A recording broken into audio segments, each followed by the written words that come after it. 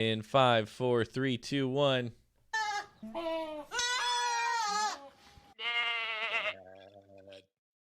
So there's a global pandemic. A virus is sweeping across our world, and almost overnight, society has changed. Will my family survive? Will this ever be different from one episode to another?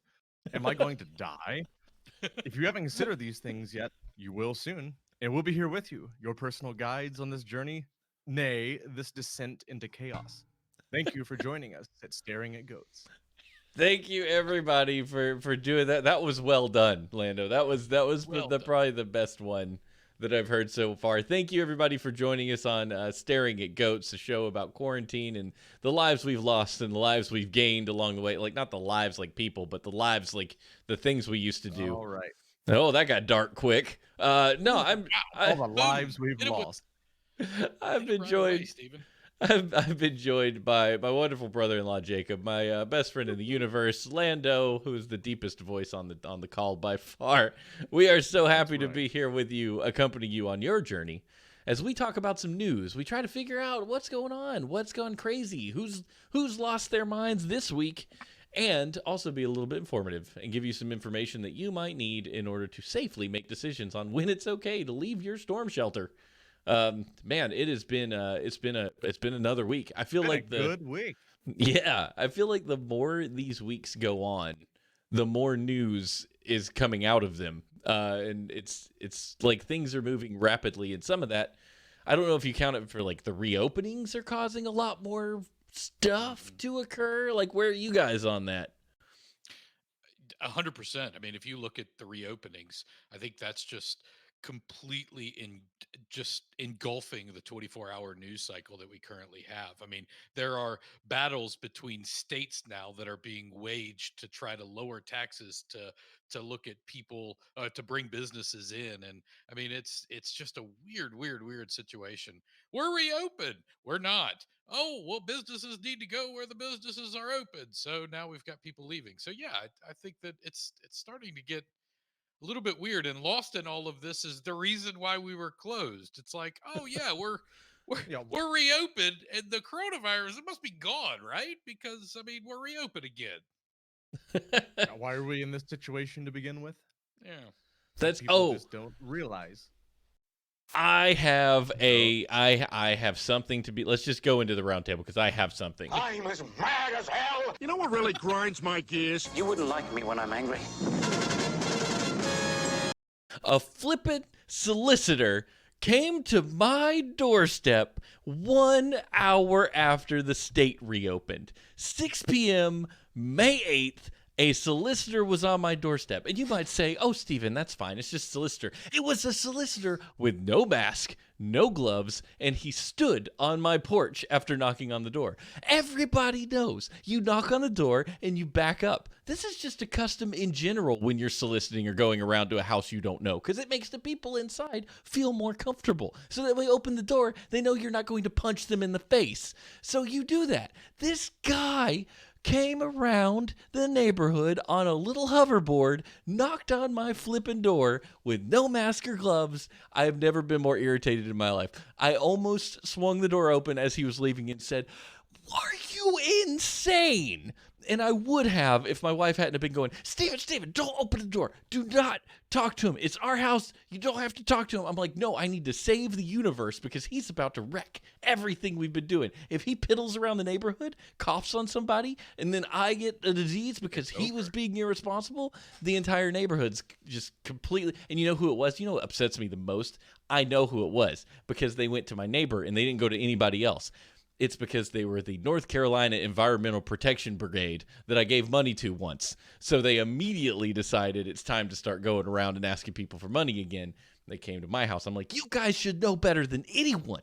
If you can argue for climate change and call COVID-19 a hoax, I don't even know what to think about you. Like, what? What is wrong with you? And I'm like, you want to be scientific on one side and the other, you're just going to go meander around the neighborhood knocking on doors? I called Jacob afterwards. I was so furious. I called Jacob. I said, Jacob, do you know what just happened to me? It was the most glorious phone call that I've been a part of in my life. You got to talk them off the cliff. No, I didn't talk him off the cliff. I engaged him. I'm like, run out there, do it. It was But really, I like, was so who has upset. the audacity to try to solicit in the middle of a pandemic? Like, why would anybody think? First off, think that's a good idea. Second off, why didn't you go confront him? You should have taken a 2x4 and just ran after him.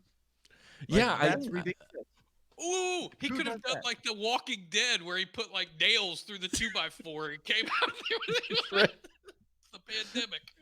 Just like, this is Like a that, freaking yeah. pandemic. What are you doing? Somebody needs to learn a lesson here. Did you call the cops or anything? Like, that's No, I should have. So I should have just yelled at him when he was in the driveway, like on his way out. I should have just fussed at him then, and I got it out of my system. Because also, you're not allowed to solicit without a license. If he could produce a license, I would be shocked. Because there's no way they're giving solicitation permits right now. Like, there's no way. If they are, they're nuts. But I doubt he had a solicitation permit, and he's wandering around the neighborhood, endangering everybody. But yeah, that was the highlight of the week. It happened Thursday, like the day after we do this show. And I was like, damn it. You need to write the leadership of this organization and yell at them. Like, that's just ridiculous. Oh yeah. It was nightmarish. I was so upset. But on the flip side of that, that did happen. But in a quick blurb of the week, we got to hang out with family for the first time, multiple times over the last few days, because me and Jacob and our in-laws have been completely quarantining, like not going anywhere, groceries delivered, stuff delivered, and not seeing anyone. So we felt safe to go hang out with my high risk elderly in-laws and high risk new baby, and actually do like get hugs, sit at the table, eat dinner. That was amazing. I think that was a huge win for the week. And to cap off the week, I got about 12 yards of mulch delivered on my driveway that I have been working through. That is about 2 yards more than that's 6 yards more than I wanted, 2 yards more than I needed. So I've got a giant pile of crap on my driveway. That's it. Pile of crap. It is. It's a That'll massive be me pile of soon. crap. Yeah. Oh, will that be you as well, Steve, Lando? Well, so speaking of driveways and mulch and dirt, so we just started, so early this year, our driveway washed out from all the rain that we got out here. And I just spent the past few days having a load of gravel brought in and got everything re-leveled. And the landscaping company got their truck stuck in our yard when they tried to bring it in. So that's been entertaining. But it's kind of the same thing. We're getting 4 or 5 loads of dirt and mulch brought in. We're redoing our garden. So that's basically I don't know, this is the time of year and the time during the plague to get out and do stuff and then improve the yard and I don't know, get things going. We're trying to get our garden completely rebuilt, which probably won't happen immediately, but hey, this is the time of year to be doing things like that. Might as well. Yeah. But we've been dealing with that sort of ordeal of trying to get all of that stuff. I don't know how to get it all done. Turns out that's a lot more gravel and dirt and mulch than I know how to deal with on my own. Unless you have like a bobcat or something, you need like a mini excavator or a little bobcat to run that wheel that around with the front end loader. I'm borrowing our neighbors let us borrow their little tractor, just a little 30 horsepower tractor of some sort, but it's got a little leveling thing that you can drag gravel and stuff around. So that's been fun. Been cruising around our little quarter-mile driveway, just dragging ton after ton of gravel back and forth. Hey, But at it's least you fun. have the I've never tractor. been able to play with a tractor before, so this is something new and exciting. Brought to you by the pandemic. Would not to have been able to do this otherwise. So, hey, it could be worse. That's great. But yeah. That's good work. More time improving and getting all my land just ready for whatever the hell is about to happen next. That's awesome. Jacob, how have you been? Well, the highlight of my week was the same as Steven. Somebody actually got to hold my baby other than myself or Ashley. So it was fantastic to look at Steven holding Tater Tot and look at Stephanie holding Tater Tot and Grandma and Grandpa being able to interact and hold Tater Tot. And it just was, it was, Finally, huh? it was a month in the making, a month and a half in the making. And now it's to the point where we're like, okay, well, do we have to go out? Because I like hanging out with you guys. So Yeah. the question is, to quarantine or not to quarantine, because you got all these states that are saying, "Oh, it's okay to go out." And so I've got a mother-in-law who's looking at me going, "But the state's reopening. Why am I still in the house?" And an 80-year-old father-in-law going, "Why can't we go out?" And I'm going, "The virus is still impacting the community, and it's impacting you guys at a high risk. So just because the governor of our state says we can go out for essentials and for other purchases doesn't necessarily mean that you should go out." And so I think that's an active discussion that hopefully a lot of people are having. And I don't know, I'd love to hear from the chat what you guys are doing, but are you guys quarantining? Do you guys think that it's still a good thing to quarantine? Are you still wearing your masks? Are you still wearing your gloves? Are you still being uber precautious? I mean, what are we doing today that's different than what we were doing 2 or 3 weeks ago? Because exhaustion's a real thing, by the way. It's definitely creeping into everybody's lives because it's exhausting to be this diligent. So are we being diligent still? Have we forgotten that the coronavirus exists and that's the reason why we're quarantined? I mean, where are we at with that? Yeah, those It are does those are seem like really good questions. it does seem like something's different now. It does. Yeah, we did have a conversation this morning. Like, people are trying to find ways to get out without actually like going back to normal. Like, I think social distancing is here to stay for a while for a lot of folks. Like, we were discussing, I'm in a small group with the church in the morning. The guys, we used to meet at Panera for bagels, and we were like, this Zoom stuff sucks. Like, it just sucks. Like, I hate meeting with you at 7 o'clock in the morning on Zoom, and having to like not have that organic, back and forth that you have when you're actually in a round table with somebody. So we were like, maybe we could meet up in a parking lot in our cars and just sit on the back, of the car and talk and bring our coffee. So it's like we're trying to find new ways to meet without really being close enough for it to be a problem. But like when it comes to public spaces, mask and gloves. I'm not even playing around. I mean, it's still mask and gloves. I don't care what government says we can do. Until it's gone, that's not happening. But yeah, I'd love to hear You're the chat. seeing how many idiots are out there running around without any sort of precautions, without any sort of consideration to anybody around them. Like nothing is going back to normal anytime soon. Yeah. It'll get better, obviously, but yeah, I think this is around to stay for a while. Mm-hmm. Yeah, for sure. And one thing we discussed this morning was there are places where I feel comfortable and there are places where I don't. I feel comfortable going to the pediatrician's office because they have a sick area, they have a non-sick area. If you're going into the sick area, chances are you're not even going to visit the waiting room. You're going straight back to the back, see the doctor, you wear your mask, it's Whoop. an unbelievably well-controlled area. I feel comfortable there, right? There are places where I don't.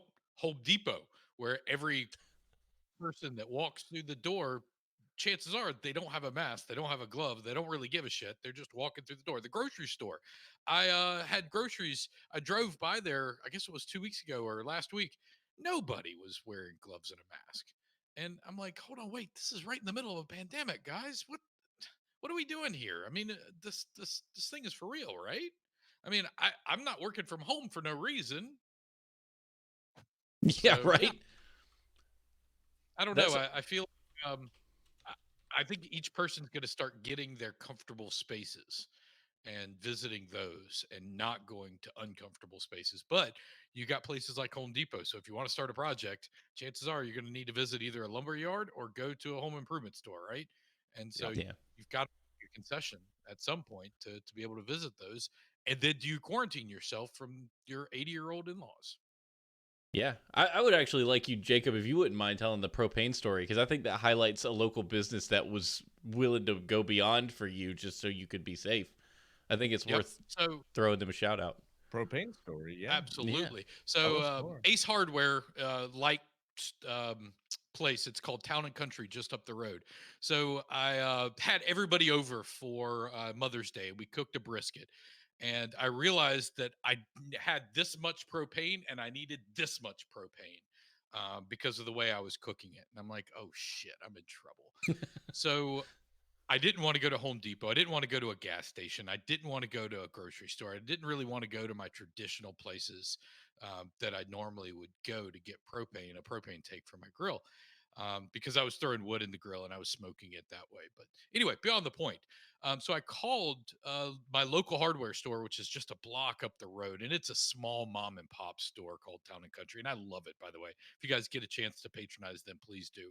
But I called them and I explained the situation. I'm like, look, I've been on quarantine for 2 weeks, not because I have the virus, but because I want to see people in my family. And they're coming over tomorrow for dinner, and I'm out of propane and I need to get 2 exchanges. And they said, sure, come on by.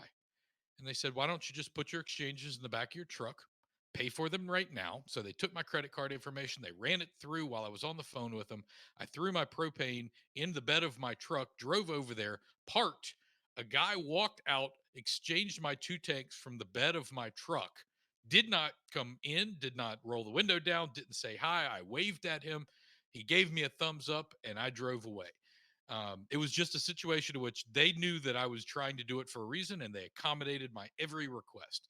And huge shout out to them, because I'll patronize somebody that will work to try to meet my goals at any point. So I really was satisfied. Got my propane, wiped it all down, put it in the grill, and was able to have Mother's Day as planned.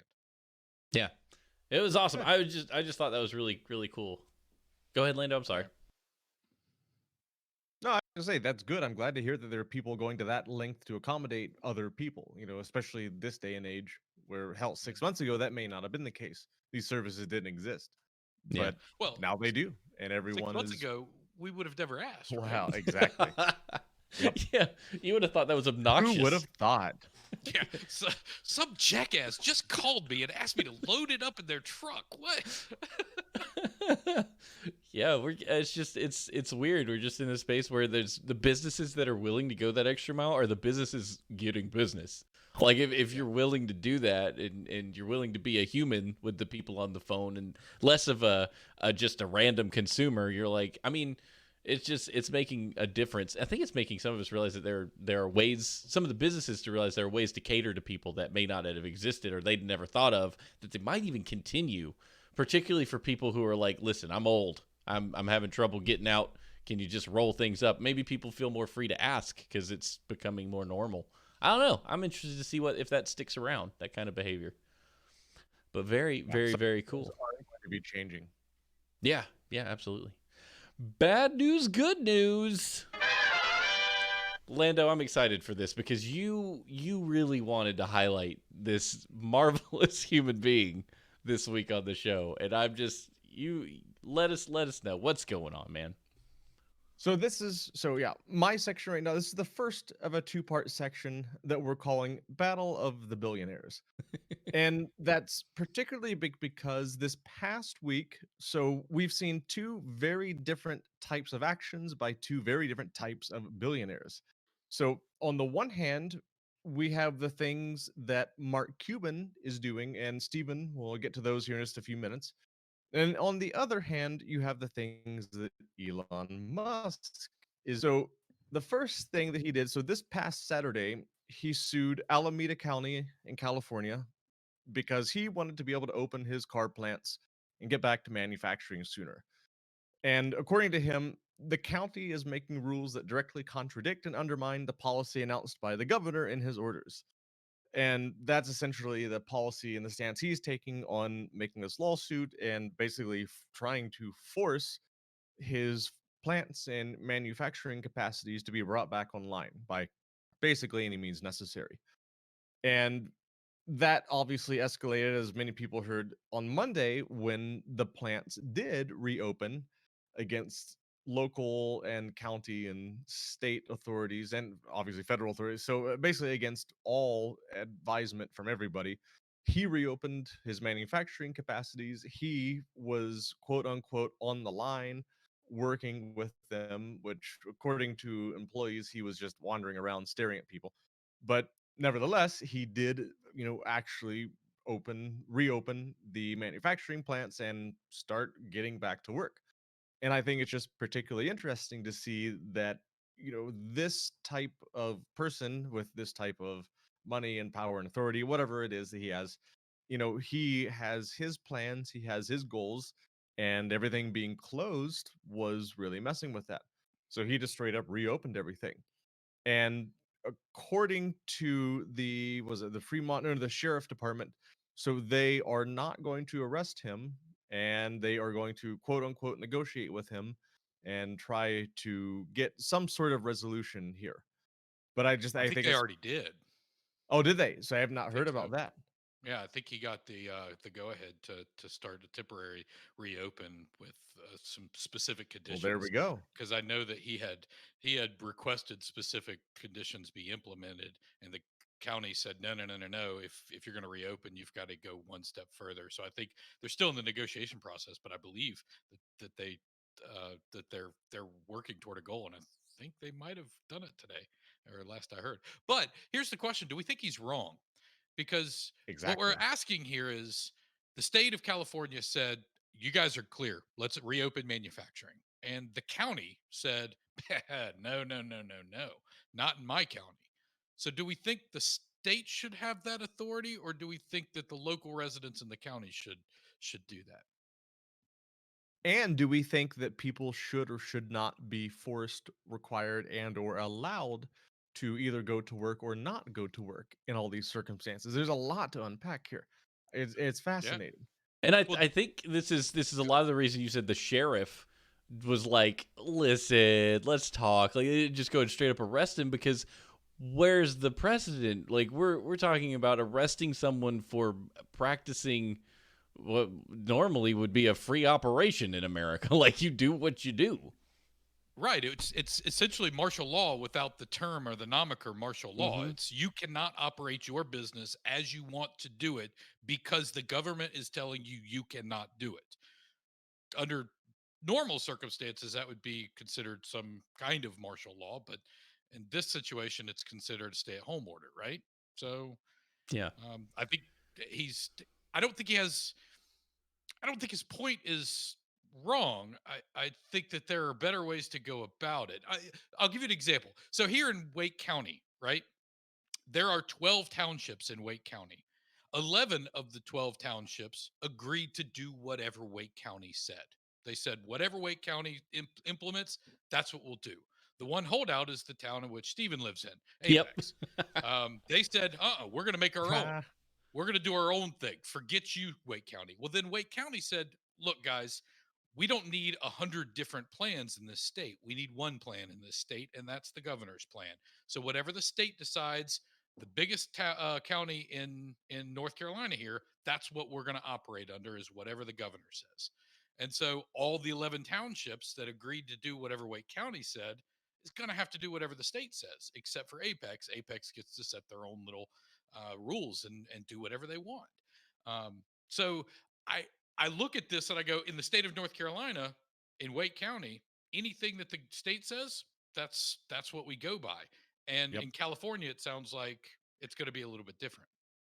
I, for one, am proud of Apex because we chose to stay shut down. We made the call.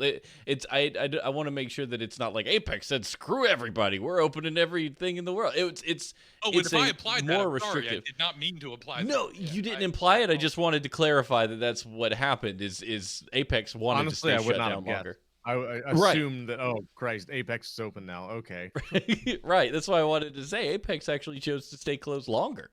And for one, I'm very much a local government proponent. I like the idea of big government says stuff, states can overrule it and be a little stricter if they need to be. Counties can then be stricter than states. Towns can be, the most restrictive. That's the way the government's set up, man. It's so that you can apply laws that matter to your local residents closest to them. It's a wonder why don't we care about local elections more? Because they impact you the most. They're the thing that tells the town what they're gonna do, and you're just like, I don't know who that guy is. F him. Hire Sheriff, Marshall Dillon. But yeah. But anyway, yeah, the Elon Musk story struck me as I've always kind of felt like Elon Musk was a push, like a guy pushing the envelope to better us, particularly with SpaceX doing what it does with landing freaking rockets after going to space. Like that's mind blowing, and it will continue to be. But I'm Falcon Heavy, baby. yeah, like what the crap? But like in general, I'm bothered by the fact that he's just willing to put his people on the line and be like, "Don't worry, Yeah. I'll get arrested if they decide to come in here and you'll be safe." It's like, no, we're still putting ourselves in potential danger by being here. Like I don't know how much different auto plants are than meat packing plants, but I mean those are huge Yeah. outbreak zones because of just how they are. Well, So I don't know think they what work he's doing. I don't think they work in as close a proximity. But my question is, do we know what Elon Musk requested from his employees? I know that he said he's only opening at 30% capacity. So did he declare the essential employees and say, you guys are the ones that are going to have to come in, and the other 70% of his employee or his staff, they're optional, or they don't have to come in, or they're working from home, or what So exactly according was to his other request? Tesla employees that I know that work there and that have talked on Reddit and places like that, so apparently he has quote unquote said will be allowed to stay home if they think it is personally necessary, Okay. but it doesn't sound like they're going to be getting paid for any Yeah, of that time. Yeah, they're So furloughed, right?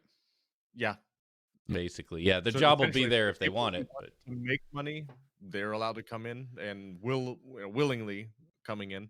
But for everyone else that thinks that they have a health and safety reason to stay home, they're basically shit out of luck.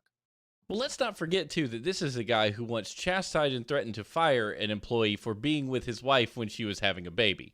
This is Yep. not an admirable human being. This is a guy who, sure, he pushes the envelope, he tries to make technology happen, he thinks he's changing the world, and in many ways he is. But that doesn't make him Doesn't make him empathetic, a good person. kind, good. It just means that he's real smart. And like I've read that there's a book out there on Elon Musk. I think it might just be called Elon Musk. But it's somebody's biography they did of him and sitting down with him. Surely it's Dude's not that simple. though. yeah, right. Dude's mind-blowingly brilliant. Like could sit down, read a physics book, and then repeat it to you. Like Bill Gates level smart. Like those guys just they read, they know it, it's in their bones. They can talk about it So ad nauseum. Yeah, and I think we need those people, but those people trade something in their soul for that power. Unwillingly, but they trade it. It's either they're going to be socially awkward, a hateful butthole, or something else. You can't have all the things at the same time. And Elon, Yeah. he's a genius. He's pushing technology in ways people were not. I mean, he's disrupted the auto and the space industry. One guy. That's fascinating to me. That's amazing. But he still, treats his Be a- employees like complete shit. like which is complete just- garbage. It's such a shame. Mhm. I just don't get it. Well, to be a guy that pushes the envelope is one thing, and a disruptor. I'm all for disruptors, especially in business, when it comes to major disruption technologies type of thing. And you know, there are stories about how he's a workaholic, and whenever he works, he freaking works. I mean, he puts in days and days and days on end, and just doesn't stop, and sleeps underneath his desk. And I mean, they're just crazy stories about his work. I guess work ethic is probably not the best word, but the way he works. um but in this scenario, I know that, I mean, he's saying some right things. He's saying things like, I respect good hard working individuals more than I respect the fat cats that sit up and the rich guys that sit up at the top of the ivory towers and tell the workers what to do. And so I think he's trying to garner the support of the people, very similar in the way in which a president tried to do, where he was like talking to the white collar blue collar workers. I mean, he was trying to get them on board. So I don't know if that type of endearment is working for Elon like it did the president. I mean, especially over the past few months, he's just really shown his true self. I mean, Christ's sake, he didn't even name his child a real name. Like it Well, just yeah, I don't understand how people like this, regardless of whether they have money or whether they're smart or whether they I don't know, whatever the hell they have, like just don't be an idiot. Don't be a dick. Just be a normal person. Like sure, if you want to push people and change the world, that's great. Like we need that. But can you not be just I don't know. There's something missing from these people. Like they well, so just you don't and understand how the real world works. yeah. Some Well, we're parts all of it. sitting here talking about this, and we're saying, yeah, well, he treats people like shit. But do you think his workers are happy about the way he's approaching this? do you think they're going, man, I'm glad he's got our back, and man, I'm glad I'm getting back to work, and man, I'm glad I'm able to put food on my table again? Or do you think they're That saying the he's a types of fucking workers. dick? So the engineers are Sorry not the by the ones F going word. back to work. It's the manufacturers. It's the blue collar workers. The engineers are at home with their cushy multi six figure salaries and doing the rest of their work remotely. So that's the problem I have. It's really not a matter of that he treats his employees well or does not treat employees well. It's just that depending on the type of worker and you can see those reviews all over the place. Personally, I've thought about going to SpaceX a number of times, and sure, the engineering side is treated okay, but even then, they're not treated well. But the manufacturing side, holy shit! Like he doesn't care. It's no different from Jeff Bezos or anything else. They do not care about their low line employees because automation is one step away from eliminating them entirely. That's the Yeah. simple reality. You can get anybody to flip a widget. Like you can get anybody to stand on the line and twist a knob. And I mean, I'm If that's sure their only option, yes. if that's and that's I don't mean Which to is the discount problem. what They're they being- might do. Like these people probably know their particular thing freaking really well, or even the machine. I'd love to hear from somebody who's worked in an area like that. Like I don't even have any family members that ever worked in like a vehicle factory and they had to do the thing.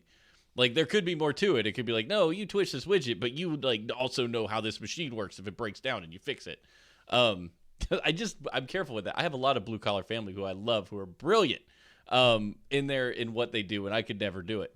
But yeah, like it's still there's like a caste system and there's a whole lot of politics going on in that space. Like, oh, white collar people just go home, but blue collar people have to go stand in there and take the brunt of this virus, and it's unfair, and how do we deal with it and all that stuff. There's an awful lot to unpack here, and I know we all would love to cover Elon Musk, whether we want to beat him with a stick or celebrate him, but we've got more than one billionaire in our battle of the flip billionaires. side, what are the other billionaires out there potentially doing? Well, let's talk about Mark Cuban.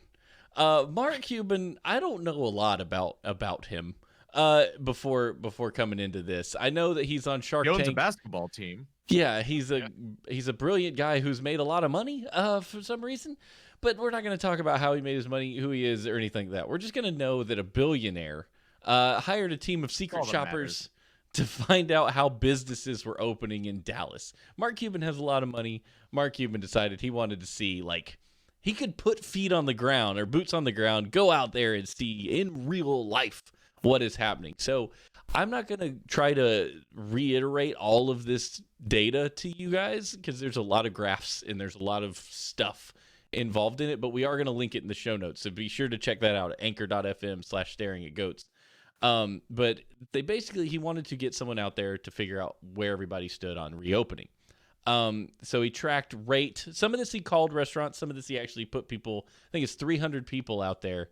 We conducted physical audits at around 300 locations across restaurants and retail locations in Dallas to assess compliance with state reopening protocols. The reopening rate in the area was only 30%, 36% of businesses chose to open on the opening weekend.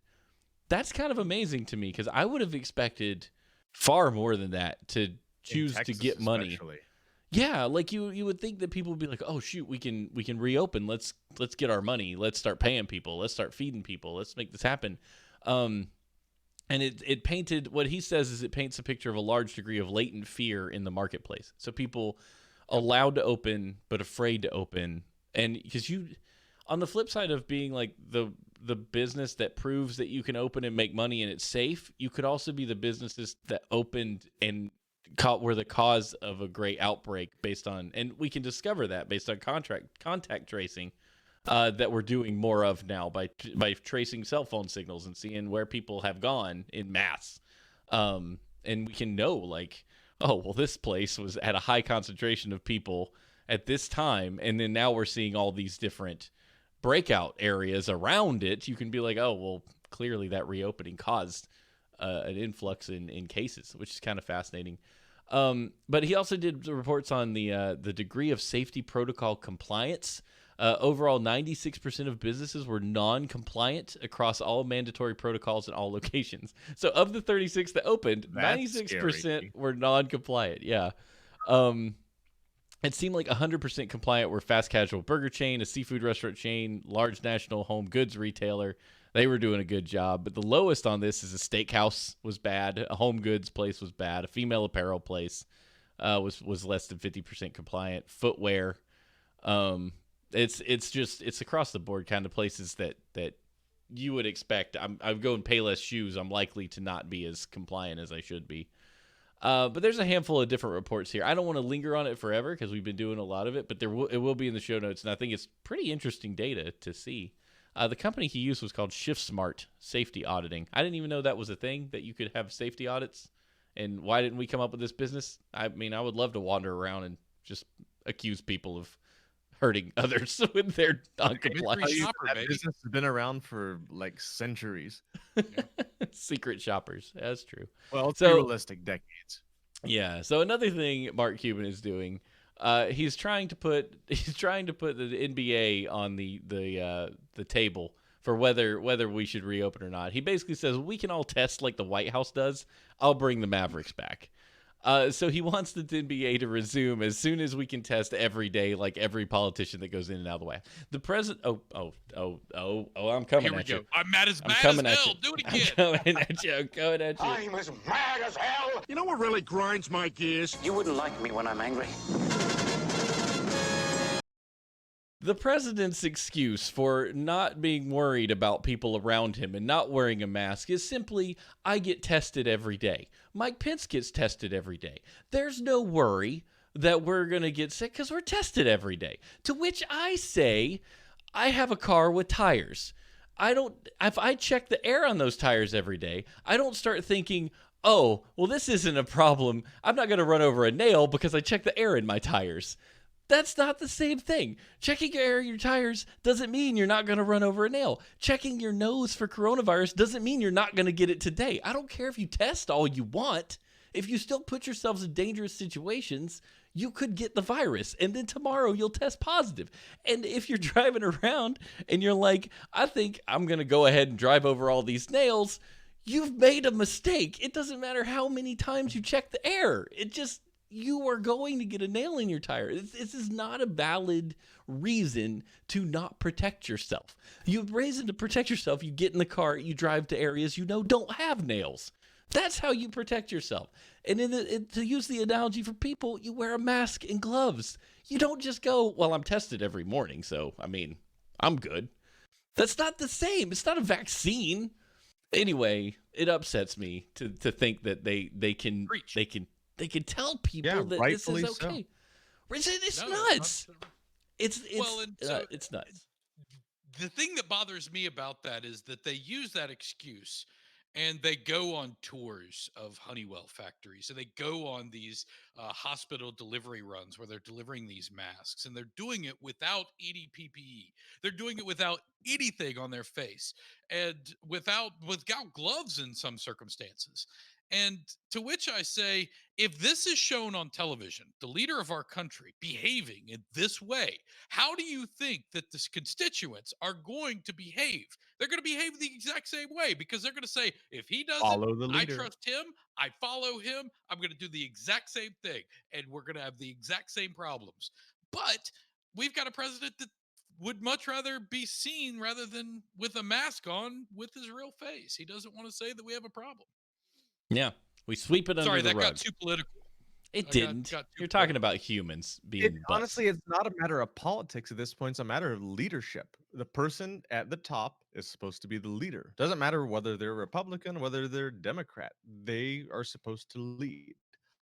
Yeah, So set the the only stage. wonder is who is leading. Yep, exactly. And as far as I can tell, no one's leading, especially when that person says, "I take no responsibility." That's not politics. That's just a failed person.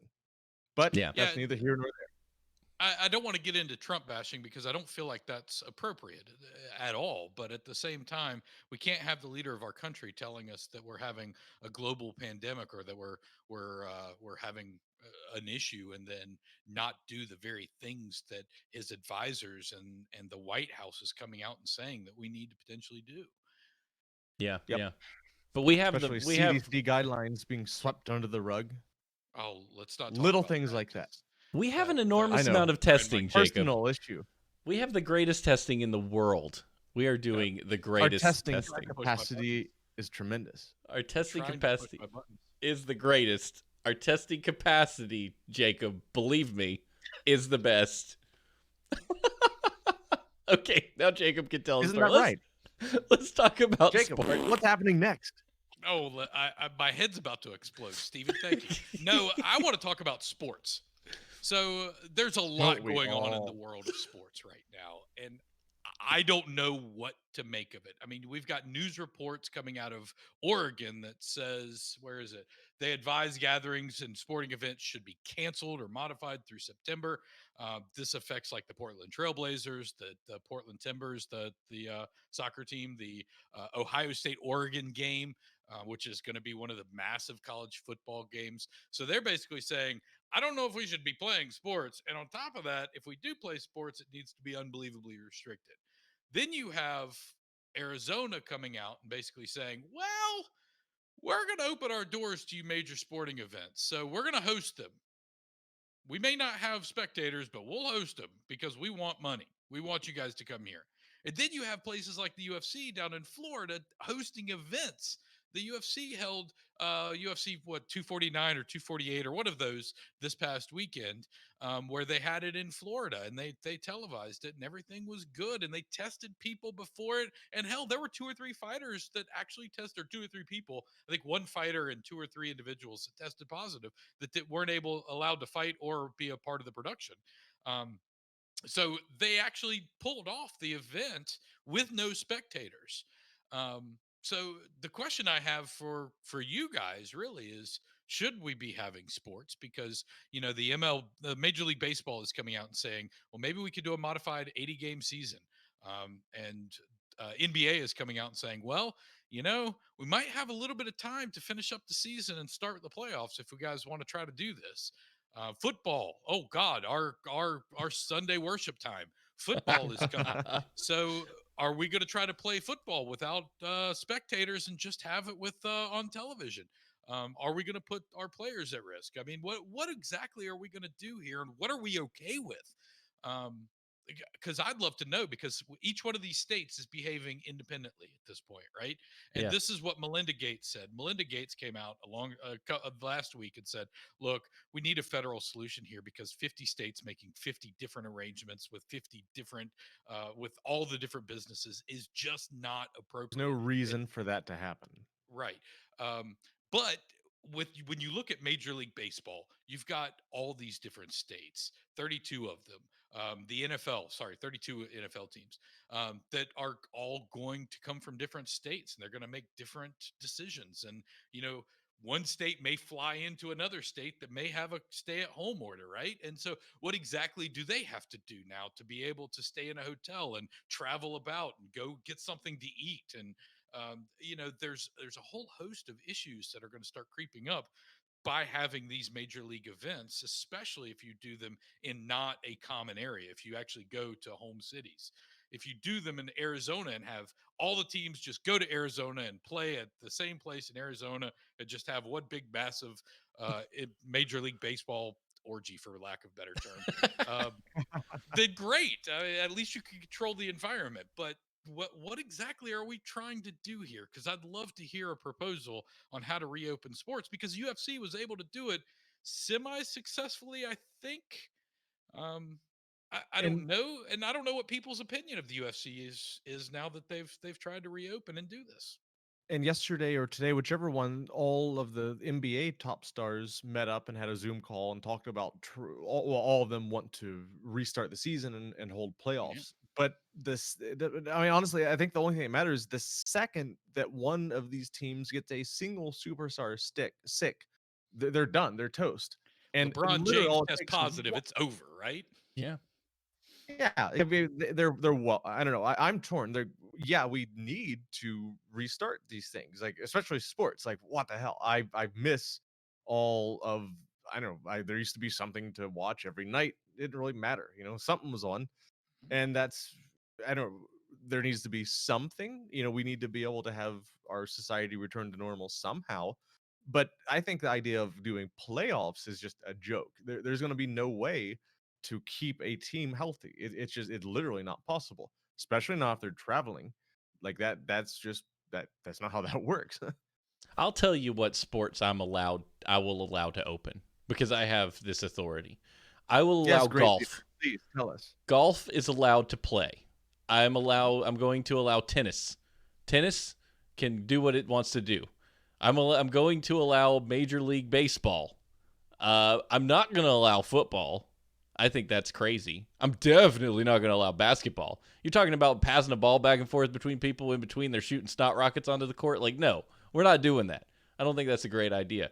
I'm up for skeet shooting. I think we need more skeet shooting. It sounds like social distancing is your main driver for selecting these sports. Speaking of driving, Yes. Put NASCAR everybody can in come their back. own environment. Yeah, let's There see it some is. F1. Yeah. Yeah, freaking NASCAR, F1 racing, motocross, as long as they don't crash into each other, like no bumping rules. It's just like go-karts. Well, Hey, I if mean, you yeah, ain't but rubbing, you ain't racing, brother. raise hell, praise Dale. That's right, baby. You put the pit crews away from each other, and everyone has less pit single crew car. members. Everyone has less pit crew members, therefore everyone is slower on purpose, so that the pit crew can kind of just leisurely do a tire, and nobody has to be all over each other. It's just like the tire guys have to go, and then after that, the gas guy can go. And you give those rules, and then nobody Could has just the make competitive minimum advantage. like a 30-second pit stop, like just across the board. If you go into the Just- pits, you're there for you get out and you have a drink, you have a margarita, you Yes. sober up, and you go drive again. Yes. let's make it a Driving, true baby. Southern race. Completely legal. Yeah. Yeah. Like Og says, make it Well, golf interesting. is- All pit crews have 2 people. Done. There it is. Tater and D-Wayne, let me in Golf there. is Match. reopening, right? Golf Golf- PGA okay. Tour has announced that they're reopening and they're going to have fine. spectatorless events. Yeah, because Well, that's normal. it's fine. Yeah, it's Everyone goes totally to watch okay. those anyway. No, unless the What? caddy, unless Did you the say caddy. nobody goes to watch those? That's a joke. Thousands of people every weekend descend upon different cities to go watch. Oh, I know. I don't get it, but I do know. Ridiculous. I can't wait to go stand in the hot sun drinking my Arnold Palmer, hoping to get a sight of somebody in a white speck in the sky. That sounds like a great time. No, but golf, you've always been out in the woods, and unless the caddy and the golfer are making out, like they can stay apart. It's really not that big of a Now deal. that is a different sport that I would watch. That is my type of golf right there. Oh, See, and That'll it's be like on ESPN Ocho, I'm sure. you remember NFL Blitz. send It's it back to basically 10 that. o'clock, Landon. Oh my god, that'd be great. I'm sorry, Full Stevie, what was contact that? golf. I'm just saying. I think now is the opportunity to develop new sports. Like the old sports with contact, like they're just done. Like we got to come up with something more intriguing that also sort of mimics Colosseum lions versus gladiators, because that's what this all is. It's humans watching other humans hurt each other and getting some gratification out of it. It's just safer now. We just need could have. to do that. We could have Adam of sick Geek patients Time, battle go for ahead. a ventilator. Sick face. Oh gosh, that's awful. It's probably better if we didn't hear that. Professional D&D. There you go. Let's get that rolling. That's people can do that remotely. No need to be at the table. It's fine. Yeah, Adam of Geekheim was talking about professional D&D and esports is taking over. So we got Fortnite World Championships. I mean, Yeah. here we go. Esports is going to blow up. Yeah. I think there's opportunities here. Okay, so in all seriousness though, I like the idea of sports coming back online, if nothing else than to just keep people at bay. But I think that they should be spectatorless for one thing, particularly if you do them in any arena. And I know that hurts player mojo because we when players are on the court, they thrive on audiences. Like there's an energy there. You can feel it and you need it. It's just like concerts. I playing on a stage like back in high school and having people like excited about what you're doing is the greatest feeling in the world. And that's part of the reason you do it. You love the game, but you love being cheered for. Feels great. The and I think glory and the competition, of course. yeah, the glory and competition is part of it. And if you take out the glory, all you've got is the competition, and it loses its luster. I mean, what like all these guys that are doing doing their shows online, like Jimmy Fallon and Jimmy Kimmel and stuff. Like, there's a palpable difference in the way they can get energized sitting in their living room versus like being in front of an audience and hearing laughter. You're just talking at cameras and hoping that the jokes are landing, and that's painful. That's a painful experience. I know they all want to get back, but anyway, I don't mean to drag it out. Even though I am, we just need new sports. That's what I'm saying. Moving right along, sports good. Have them. This is a quick story. Since this show is themed on staring at goats and thinking about our lives, nearly 200 goats escape and take over the San Jose streets. That's right. Someone who's a big fan of this show was like, you know what I'm going to do? I'm going to let all the goats free. A herd of nearly 200 goats made their escape Tuesday when they broke their boards of an electric fence and took over East San Jose streets. When I got back from the store, all the goats had broken through the fence and were wreaking havoc on our street, tweeted Zach Rollins alongside a video of the incident. This is the craziest thing to happen in all of quarantine. I mean, that's a pretty bold statement, but that, it is one of the crazy things that have happened. But if you guys look at the notes, that's a lot of goats. Landon, that's more goats than you could even handle. That's just too many. Oh yeah, we got 9 goats. 200 goats. That's a lot of goats. That would take a lot of effort. It's like a million. And that would destroy every garden on the street within like an hour. I bet people were pissed. Landon, this is a business opportunity for you. This is Right? your own Lando's lawn mowing service. So that's a thing. Like that. These goats were out in this field somewhere clearing it out, and they broke a fence or something, and they all got out. But that's a thing. There's all sorts of just in, at least I know, in around the Northwest in general. There's all sorts of these goat delivery for a day services. They'll mow your lawn. They'll clear your woods. They'll like construction sites that are about to break ground. They'll bring in a few goats. Everything is gone like within a day or two. Like there's a huge opportunity here, but we need hundreds of goats, and that's a big deal. We got to figure out a better plan. It is a good business opportunity. We have a rent-a-goat place here that you can call up and they'll bring a goat to your yard. Yeah, I should it's a do real that. thing. It's so cool. Yeah, I got lots of shrubbery that needs chewed on. That should do it. But Jacob, you're up with the next story, man. Yeah, I'm going to finish this out with an assist from Adam of Geekheim. Thank you so much. He sent me some notes. By the way, if anybody wants to DM us some notes, please do, because we love to have audience participation in this and send it to us. But he was talking about how these super rich folks are being stranded by the lockdown, are facing higher tax bills. And this article that he sent, basically, I could read it, but essentially what it boils down to is people that spend a certain number of months every year in one location and then fly to another location and spend a certain amount of months so that they can pay taxes at maybe a lower rate. Let's say maybe in Florida where there's zero income taxes, but maybe fly somewhere else and live in Michigan where there might be their business or whatever. But these people are starting to have these huge issues because if they happen to be stuck in Michigan and spend more than 6 months in Michigan, they got to file their taxes in Michigan, as opposed to filing their taxes down in Florida where they are income tax free. So now they're going to be faced with this whopping tax bill that they're going to have to play with.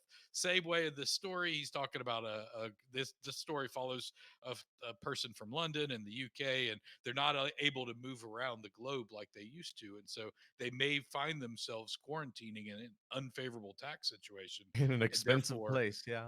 completely hosed when it comes to their taxes and how much money they're bringing in. So this is also affecting the super rich and not just the poor. I mean, I feel so bad for those uber billionaires that, fly around to all these wonderful, beautiful cities in Monaco and Geneva. And yeah.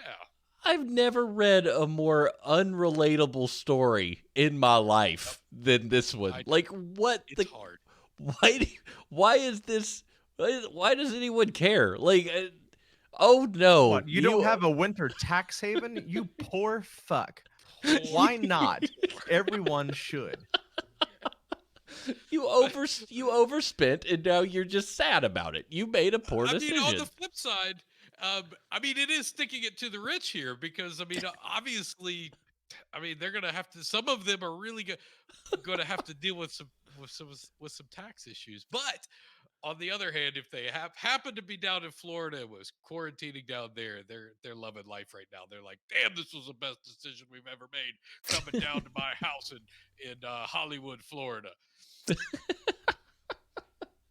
That's amazing. This is the worst, best thing I've read. Like, I don't.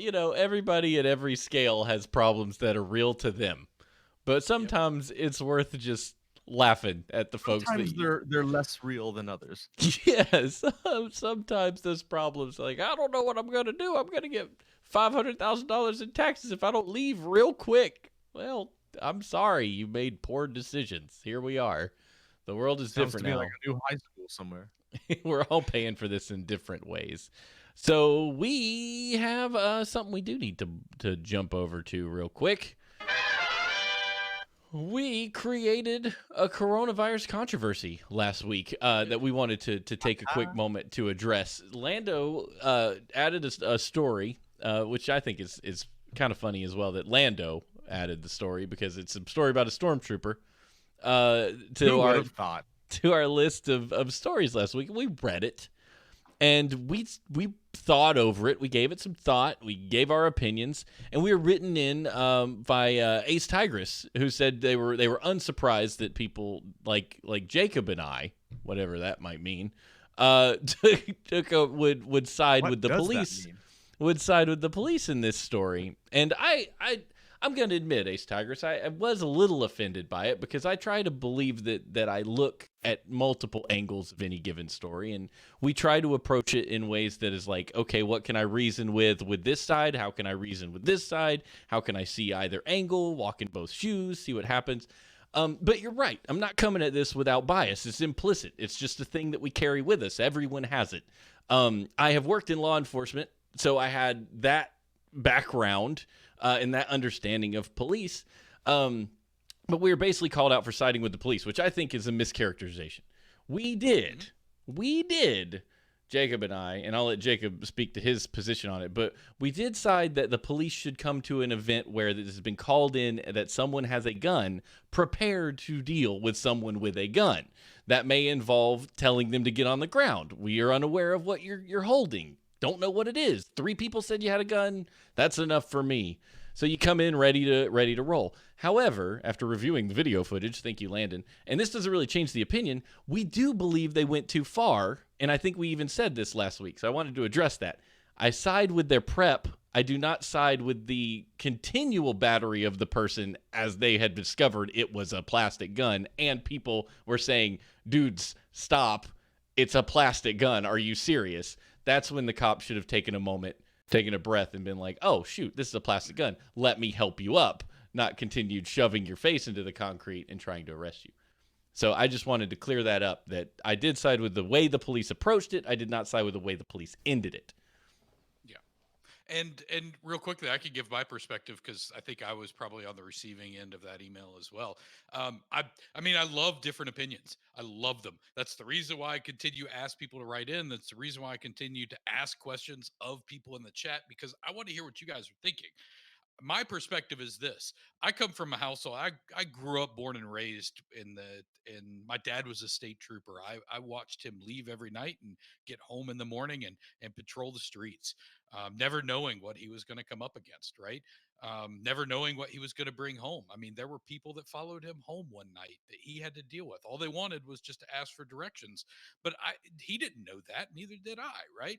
So and I've dealt with my father having surgeries from kicking in windows and pulling people out of cars and having long-term ramifications from this. So I understand what it takes and what it's like to be a police officer because I watched my father do it for 30 years of his life. Now, granted, only 15 of that was on the road. The other 15, he actually took an administrative job and then moved up in the police force.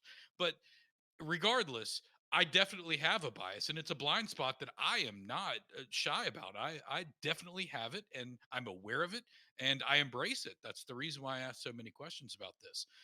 My biggest problem with this is that if it's an active shooter, if somebody calls in an active shooter, we all know what happens at these mass shootings. We've seen it. It's been in the news. I think March was the first March. This March was the first month of March in the last 20 years that hasn't had an active shooting event. When we have an active shooting event, the cops need to come ready to roll because if there truly is an active shooter, they've got to deal with it to keep us safe. And I don't want that to change. I want them there to deal with an active shooter situation exactly like they need to deal with it so that my ass doesn't get shot. That's why they get paid. That's why my father did what he did. So I don't have a problem with them coming up to the person, asking them to get on the ground and put their gun on the ground. Once they realized that it was a plastic gun, exactly like I said last week, okay, pull off the gas pedal, pump the brakes, and let's resolve this situation because it doesn't need to go any further. Doesn't appear that they did on that video. Yeah. I mean, was an extra 2 or 3 minutes before they finally pulled back a little bit and started resolving the situation. And it could have been handled much differently after they realized exactly that it was a plastic gun. And I know Lando, I know he's gonna probably address. We had talked about this Oh, I'm last gonna week. destroy Steven. Go But for it. But he talked a little bit about a stormtrooper's gun and how it's a blaster from Star Wars, and everybody would recognize that. Uh, you know, yeah, sure, that holds merit. That if you're a Star Wars fan, you would definitely recognize a blaster from Star Wars. But if all you see is a firearm and you're a police officer and you're not familiar with the Star Wars world and the lore of Star Wars and seen all the movies, you're going to think it's a gun, and you're going to ask the person to get on the ground. And that's just, I mean, that's how I would respond. I don't know about Ace. I don't know about anybody else and how they would respond, but I'd welcome to hear exactly where I'm wrong in my thinking, because I definitely have a blind spot and a bias because of my upbringing. the one thing I will say, having worked with Steven at this particular law enforcement agency, if I had somebody tell me that they saw a threatening stormtrooper hanging out outside of the Star Wars themed cantina, I'm gonna be honest. I'm going to the house of the person that made that call instead of going to the cantina to deal with the quote unquote threatening stormtrooper. No, but seriously though, like I don't get me wrong, I understand. Like there's if somebody makes a call, you have to follow it up, you have to check it out.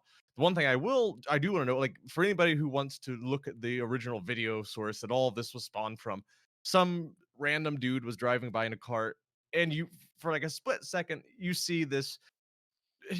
You know what a bored teenager looks like? You know that posture, the shoulders are Yes. slumped down. Yep. They're holding their blaster by the fingertips because they're too fucking lazy to stand there and look excited and entertained.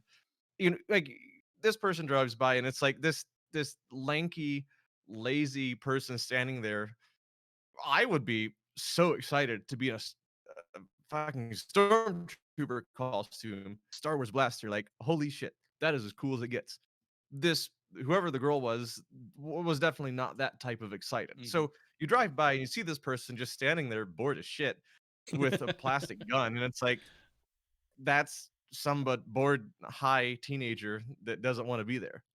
I don't know. That, in my opinion, makes the big difference. But I will say, you know, obviously, police need to investigate all of the calls that are made. But I do think so. There were two particular people that the article mentions.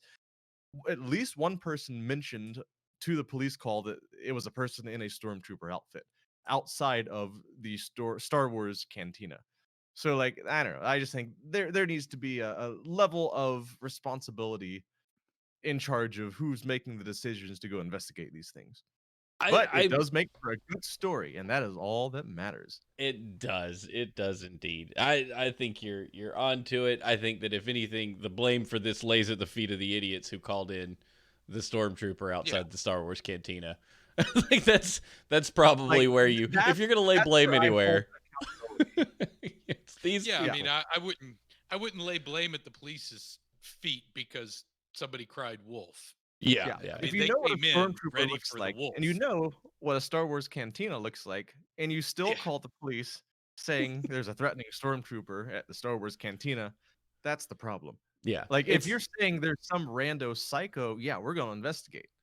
Well, and in all fairness, in their defense here, there was nobody in the parking lot. They were by No. themselves. Yeah. It wasn't like there was a crowd of 400 people with one person with a firearm. This was a person that was an individual that was by themselves. There was no other customers. There was nobody else around. So I do believe that the police could 100% have pulled off the gas much sooner. Hell, Yeah. probably could have pulled off the gas the minute they stepped out of the vehicle. yeah, But they yeah. didn't because, we live in a world where active shooters are a real thing.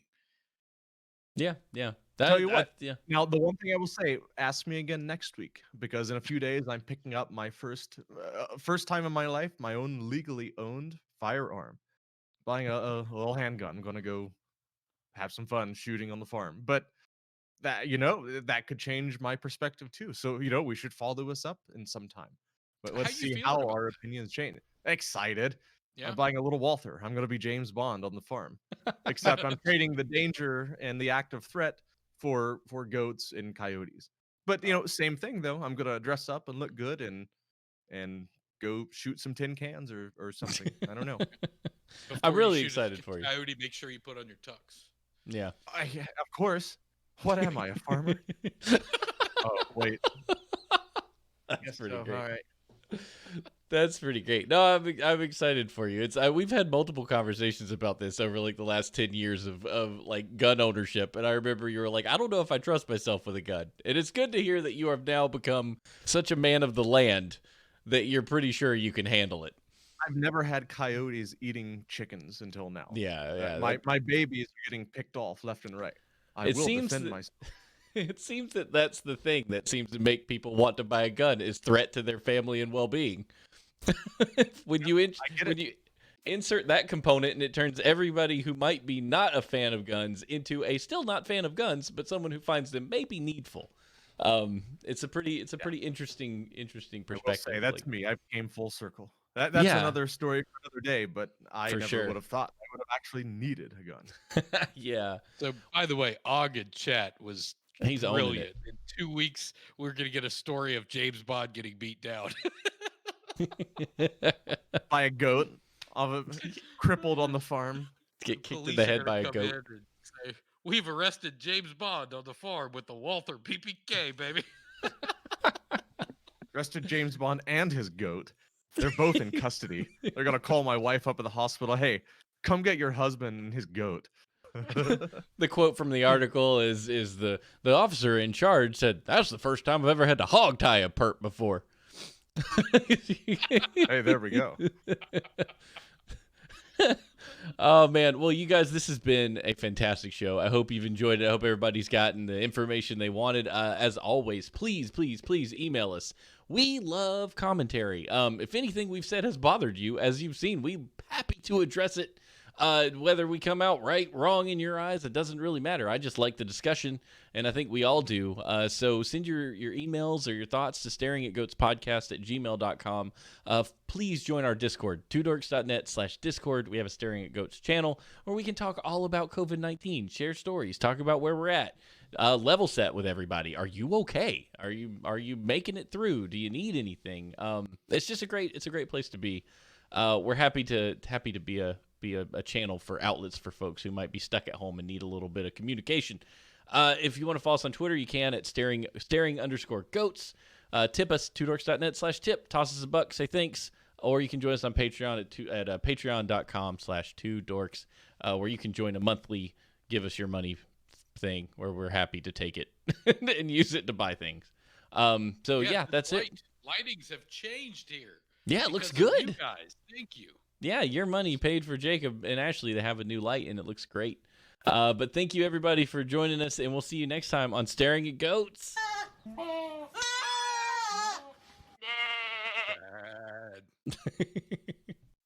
Great. Great.